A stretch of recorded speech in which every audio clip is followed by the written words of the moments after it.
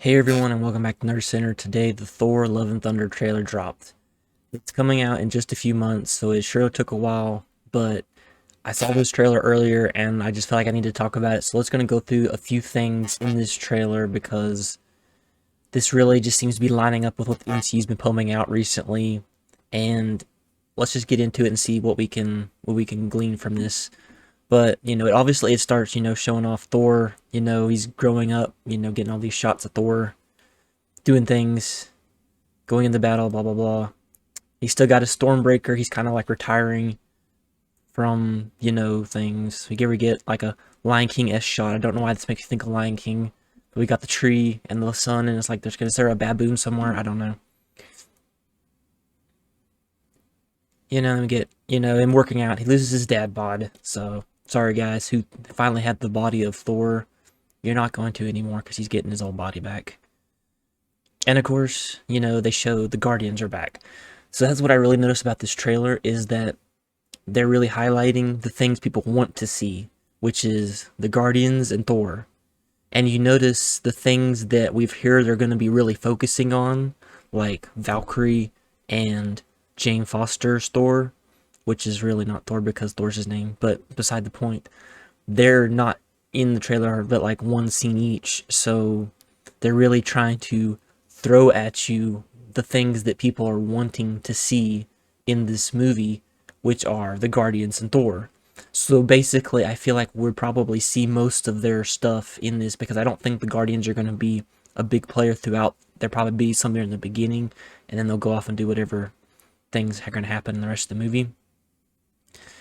And we get Thor and him fighting, and he's with the Guardians and stuff. And there we get a little bit of shots of like New Asgard and some of the places. I believe if we look here, we get a shot of appears to be Zeus. We see a lightning bolt, which I think they confirmed that Zeus is in this movie. So I'm thinking this is Zeus with the lightning bolt and all that. And so we're going to get into a little bit of the Greek gods. I don't really have any idea how this is going to tie in to the rest of this movie. Because, I mean, especially after this, you still have absolutely no idea what the main plot is. We know Gore, the God Butcher, is supposed to be in it, and I believe that'll be who Christian Bale plays, but I don't know if that was confirmed or not. It might be.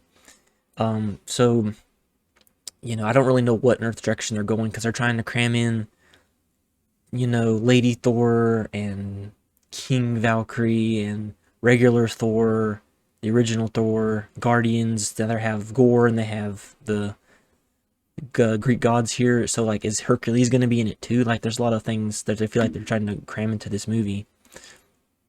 And we see Korg's back. Korg's a good character, not comic accurate, but still I like him. And we get a one shot of Valkyrie in this thing, and I guess this is her being king because obviously being a queen is demeaning to a woman, so they had to make her a king. Because can't have regular gender roles. That's sexist or whatever. I don't know. So, there's going to be a whole plot with her, and she has to find a queen and stuff because, yeah. Anywho. A little bit more of the Guardians. So, as we see in the Guardians, it's the same group. I know they kind of teased that they might look for Gamora, but I guess that'll probably be saved for Guardians 3. But we still got the main group here. Nebula's still with them. Groot, Rocket. Groot's not really got any bigger. I was thinking maybe we'd get adult Groot again, but it is what it is, I guess. Maybe in Guardians 3. Get more of the Chris dynamic of, fighting, or Thor and Star-Lord, I should say.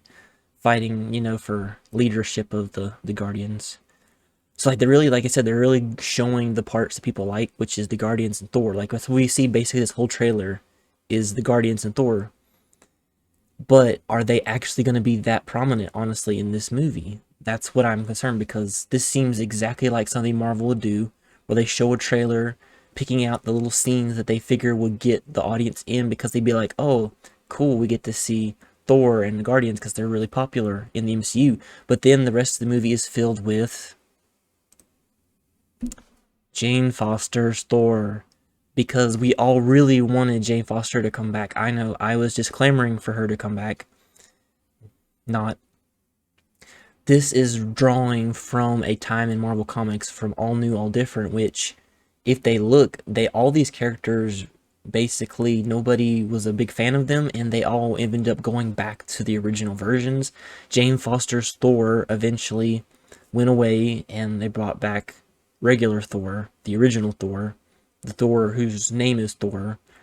And then they also, like, the other characters like Falcon being Captain America didn't last very long. We're bringing in new characters like Miss Marvel and America Chavez, who we're going to be getting in the MCU, who were never really big characters. I mean, some may have caught on a little bit. They really pushed Kamala Khan, but I don't really know how popular she is among comic fans. But I definitely know this was... I never wanted to see this. Jane Foster as Thor, or not Thor, because that's his name, not his mantle. So this is, I feel like, going to be kind of like one of those bait and switch type things with Marvel, where he's going to be showing us what they think people want to see, and then they're going to completely flip the script once we actually see the movie and what's in it.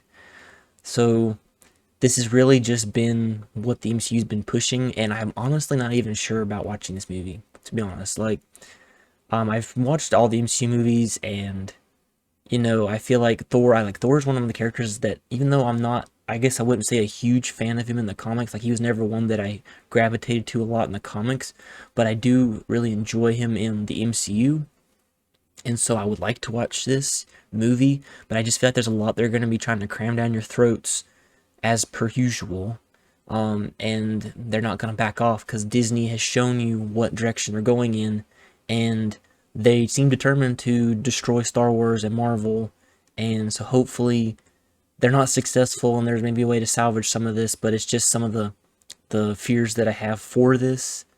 And so I'm probably going to see Doctor Strange, but I'm still debating on whether I'm going to see Thor Love and Thunder. I don't know, but maybe they'll bring out more images that'll show more what the plot is, because they really gave me nothing. They just showed us stuff to make it appealing to people to come in, but we have no idea what's going on. And you've seen other trailers do stuff like this because they know that what's in it is not what the fans are wanting. But you guys let me know, do you think that this is going to be good or bad? I know he's a really popular character, and I know that looking through some of the comments, people were excited for it, but I am not looking forward to some of the things they're going to be doing in this. So let me know, leave a like and subscribe to the channel, and I'll see you guys next time.